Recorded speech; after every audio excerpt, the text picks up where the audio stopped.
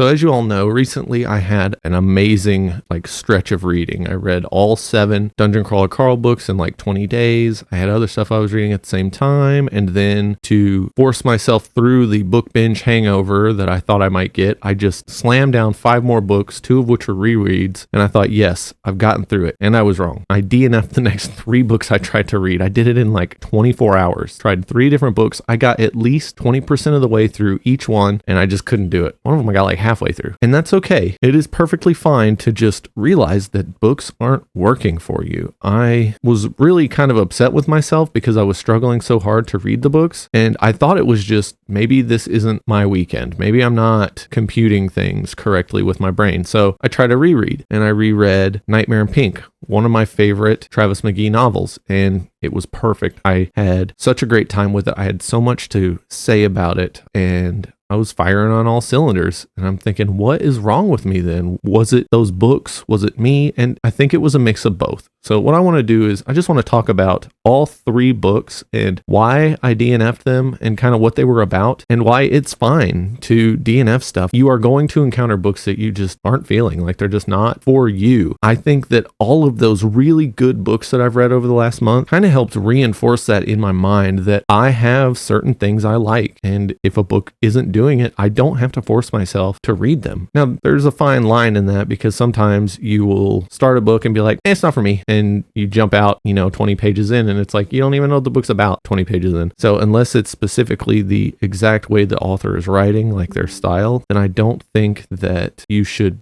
be DNFing that early. Now, I will say all 3 books I DNF'd, I read quite a bit of them before I gave up. And as we go through them, I will talk about why I DNF'd them. So the first one I DNF'd was one I just said I was going to try reading in my wrap up for April, and that was By Blood, by Salt by J.L. Odom. I read 25% of that book, and it just was not a book written for me. It is well written. I think that the author does a great job of building a world, and the characters were pretty good, but it is a very slow burn. Such a slow burn that I just wasn't invested at all. And if I get a quarter of the way through a story and I still don't have something to cling on to or something really keeping me there, then I am gonna DNF the book. Like I said, I understand why it won the SPFBO, but it's just not something for me. And that's perfectly fine. There are a lot of books out there that a lot of people love that I have less than 0 interest in reading, or I have attempted to read and then just slowly put it back on my shelf of books I'm going to sell, and we can just pretend I never tried it. Not every book is for everyone, and that's okay. And that's kind of the lesson of a couple of these books. Honestly, I kind of felt bad because I really wanted to like the book. That's something that I noticed. A lot of people will go into a book because it's popular and not because they want to read it. Or they go in to a book not expecting it to be good, or just unreasonable expectations. The only expectations I have when I'm going into a book is that it's going to be good, not blow me away masterpiece. It is that I'm going into it under the assumption that I will enjoy my time with it. It doesn't have to be perfect. It doesn't have to blow me away. I'm just looking for something good about any book I open. And that's the only expectation I have. And this book, it was well written, but like I said, it's just not for me. It's not telling a story I'm interested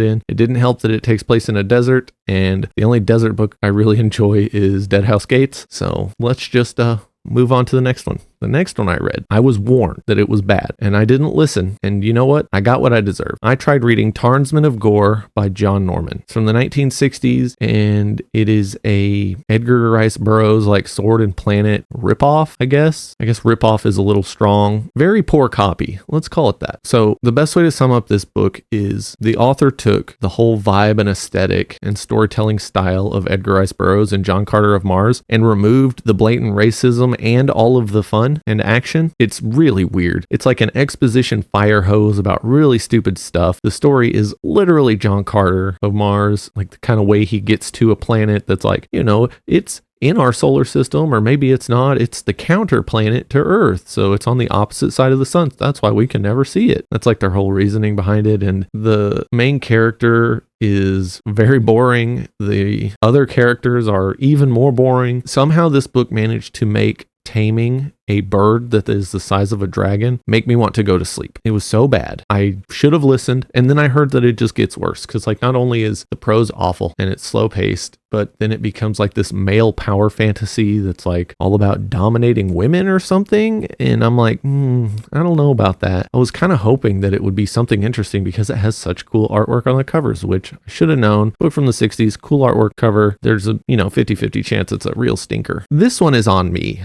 I got 25% of the way through it and I was like, nothing has happened. Nothing. He showed up to the planet and now he's just been fed exposition for 20% of the book. I'm like, what is happening? This really needs to pick up. And it didn't. So I DNF'd it. It was a bad book. I made a bad choice. And sometimes that happens. Could I have pushed through because the book was short? Yes. Would I have regretted pushing through when I got to the end? Yes. So just knowing that a book is bad and you can quit it is a good thing. Like I know a lot of people are like, no, but I don't DNF. I go all the way through. It's right or die. And I'm like, no, you don't have to do that. If a book is that bad, you don't need to know how it ends. It doesn't matter how good an ending is. If the other 99% of the book sucks, it's not going to redeem itself. It's like some inverse Stephen King thing because, a lot of Stephen King books, real good endings, not so great, but that's okay. I had a really good journey to get there. It is 100% journey before destination when it comes to reading. Like, yeah, I like good endings, but I'm here for the experience of the entire book. I don't want to be force-fed filthy coal for the entire length of a book just to end up with a diamond at the end. Like, it's not worth it. And this last one, okay, this is a few things. Now, I read Chester Himes' A Rage in Harlem. It is the first book in a detective series that he wrote that takes place in Harlem. I'm like, cool. I love detective stories. I love when a writer is really good at writing about a location, like making you feel like you are living there. Ross MacDonald with Lou Archer, Raymond Chandler with The Big Sleep, Dashiell Hammett. I felt great when I was reading The Thin Man. You really feel like you're in New York City. And of course, my boy John D. MacDonald just makes you feel like you are a part of the 1960s in Florida. The same goes with all sorts of other stuff. I really like being in an environment that feels alive. And so when I started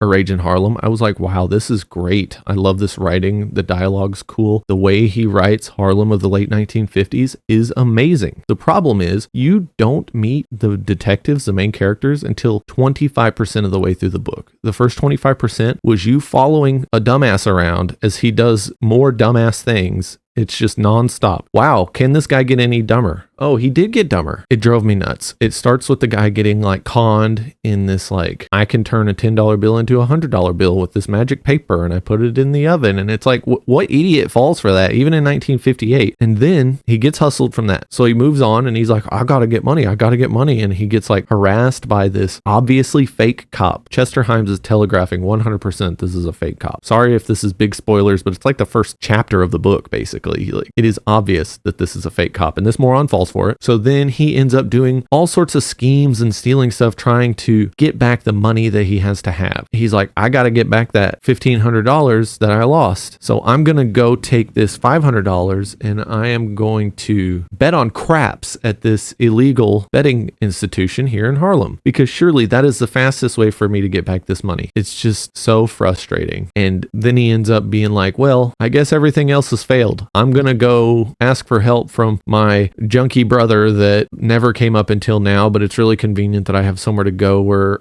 I know someone that's a con artist, but I sure don't talk to him because I don't trust con artists, says the guy that got conned repeatedly. It's just very frustrating. I was not enjoying myself because I was just mad. And by the time I got to the main characters and they show up, yeah, they're cool, but I have no interest in following them because I spent the first quarter of the book not knowing they existed. I don't like the way that was written. And it might end up being really good, but it just was not for me at the time. And I don't want to force my way through a book while I'm frustrated with it because I'm not going to be able to read it with an open mind. It's like going into any conversation like with your arms crossed, like you don't want to hear what the other person has to say. That's no way to read a book. And if you're feeling like that in a book, just quit reading the book. It is okay to DNF stuff. I will give some quick advice on DNFing. Like I said, I try to get through at least about 20-25% of a book before I quit it. And sometimes I'll quit a book at 3/4 of the way through because I don't have time to finish it. I don't want to finish it. And I will just go read the ending online if I can find it. If not, oh well. Life is too short to worry about that crap. I do have a question for y'all. How much of a book do you have to finish before you can rate it? 25%? I don't think that's enough. I don't even think 50% is enough. But if you get like 3/4 of the way through a book and it's just not good,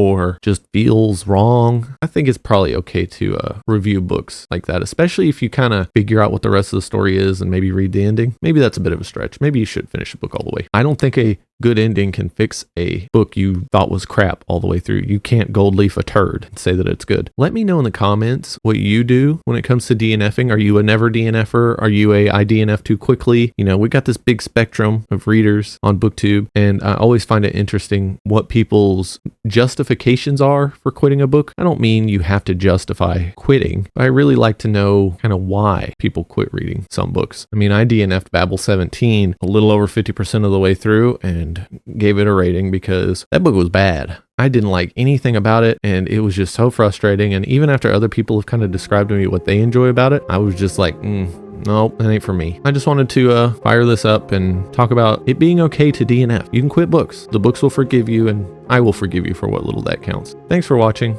and with that, I'll see you next time.